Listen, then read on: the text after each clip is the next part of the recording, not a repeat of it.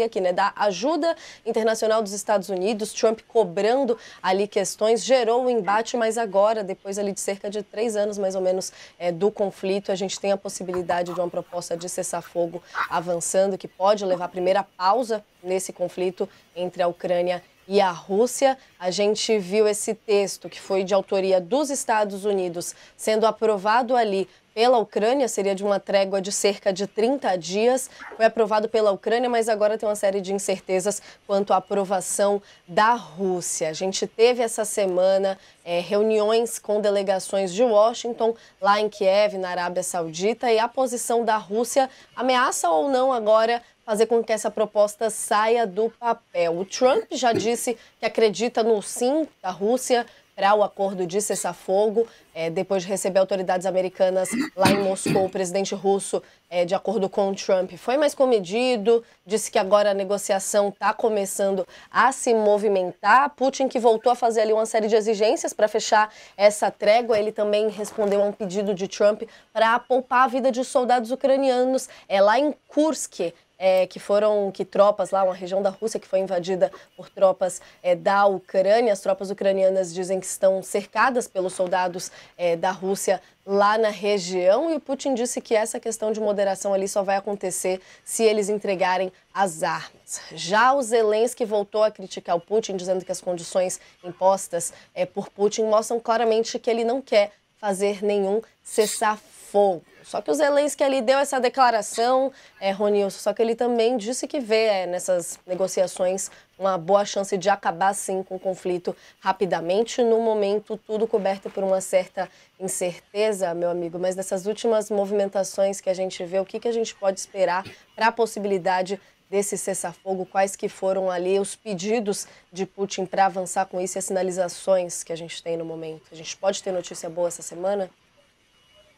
A verdade é que o Zelensky, eu acho que ele tem plena consciência de que ele tem realmente pouca capacidade de negociação, né? Se os Estados Unidos se retira da negociação, se ele é inflexível com relação a algumas condições colocadas, esse cessar-fogo ele não vai acontecer. Não é por acaso que um chefe de Estado recua ao tipo de humilhação e constrangimento que ele passou. Uma das razões dele ter feito isso é que ele reconhece que essa é a maior possibilidade desde o início do conflito. Por outro lado, o Putin é o Putin.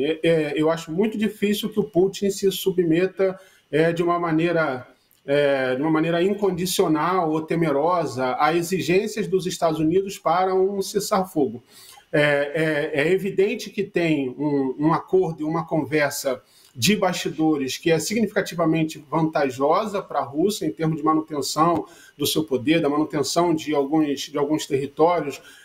Acho difícil que dentro dessas condições não esteja ali a manutenção de alguns territórios já conquistados, a negociação de recuperação de territórios que tenham menor importância política, digamos assim, ou menor importância não só política, mas também cultural, porque isso também está em jogo nos dois territórios. Então, é muito sobre Zelensky, né? Sobre reconhecer as limitações da sua capacidade de negociação. O Putin não vai recuar, eu acho que isso está muito, muito bem colocado, e não por acaso ele ele coloca um jabuti no acordo que os Estados Unidos desenhou. Eu acho que está muito mais na mão do Zelensky o quanto que ele está disposto a recuar para levar ao fim do conflito. Quer dizer, a capacidade de intervenção da Europa é baixa nesse sentido, por mais que tenha enviado, por mais que tenha a questão dos armamentos, etc. Mas como fazer a manutenção da continuidade de uma guerra em que claramente a Ucrânia tem uma desvantagem militar significativa? Então, acho que esses são alguns dos critérios e uma das referências para a gente pensar o que pode vir da decisão desse acordo. Não, é importante a gente ver, né, professora, a gente entrando nesse ponto que o Ronilson já trouxe por aqui, das concessões, das tentativas da Europa até de assumir um pouco essa frente, quando a gente vê esses primeiros embates com o Trump, mas a gente vê concessões importantes aqui sendo pedidas de Kiev, aqui, por exemplo, reconhecimento dos territórios ucranianos invadidos como pertencentes à Rússia, proibição de entrada da Ucrânia na OTAN, a aliança militar do Ocidente, a proibição da entrada de tropas de países estrangeiras no território ucraniano, algumas exigências ali que entram em pontos delicados, né, professora? Como que você vê os próximos passos dessa negociação? Quem que deve ceder de alguma forma ali? Como que está a mobilização internacional em torno disso?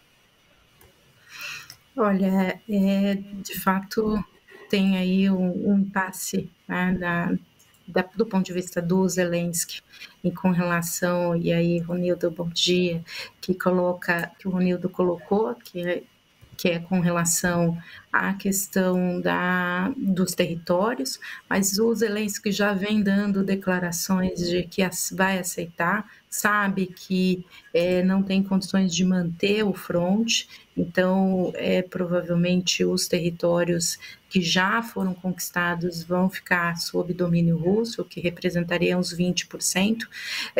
E o outro ponto que tem sido colocado é a questão das eleições.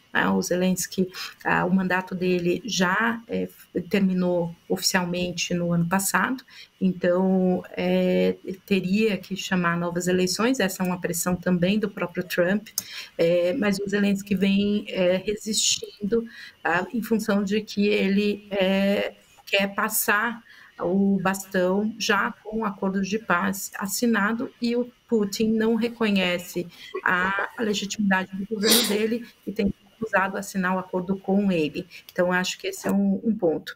E o Putin tem usado a tática da protelação, né? Ele sabe que ele está numa posição melhor de negociação, não tem por que ceder, e vem fazendo cada vez mais exigências, aproveitando que o Trump quer uma rapidez para terminar e chegar a um acordo, então terminar a guerra e chegar ao acordo. Então ele tem usado essa tática, e a cada momento ele coloca mais uma exigência para que ele tenha aí condições de defender o seu conjunto de posições. Com relação à Europa, a Europa está num momento em que ela se articulou, sabe que não tem condições de assegurar as eleições, a segurança total da Ucrânia, mas depende de como esse acordo vai fechar para saber quanto o Putin sai fortalecido, e aí o temor da Europa, como é também o da própria Ucrânia, é que o Putin ele não aceite só os 20% e aí queira mais território, e isso também mostra aí a expansão e o espírito expansionista da Rússia. Então, ela tem uma situação de espera e sem tanta capacidade de atuação. O Reino Unido tem sido o país que mais está na confrontação, então e a Rússia também já identificou que é o país que vai ser o país mais importante aí nesse processo, porque tanto França quanto a Alemanha têm muitas questões internas que impedem de conseguirem, de fato, assumirem uma posição de liderança nas questões militares. Então, um quadro de complexidade, mas a velocidade, pela pressão americana e pelos interesses da própria Rússia, se espera que a gente vai ter aí nas próximas semanas, de fato, um acordo. O quanto cada um vai ganhar agora é este momento do processo de barganha. E aí, só para finalizar, o ponto central para a Rússia é a questão da OTAN, e declarações já feitas, tanto pelos Estados Unidos quanto por outros membros da OTAN, de que a Ucrânia não vai ser convidada a entrar, pode ser aí um ponto importante para que o Putin aceite mais rapidamente o acordo e tenha uma percepção de ganho e de que saia para o público interno russo como o grande vitorioso na guerra. Então aí acho que essa ainda tem, o Putin ainda está esperando essa sinalização mais clara e mais enfática, não só dos europeus, quanto também da própria Ucrânia, em aceitar esse ponto, para aceitar o acordo. Ponto bem delicado, né, professora? A gente vai assistindo aqui, então, ver como esses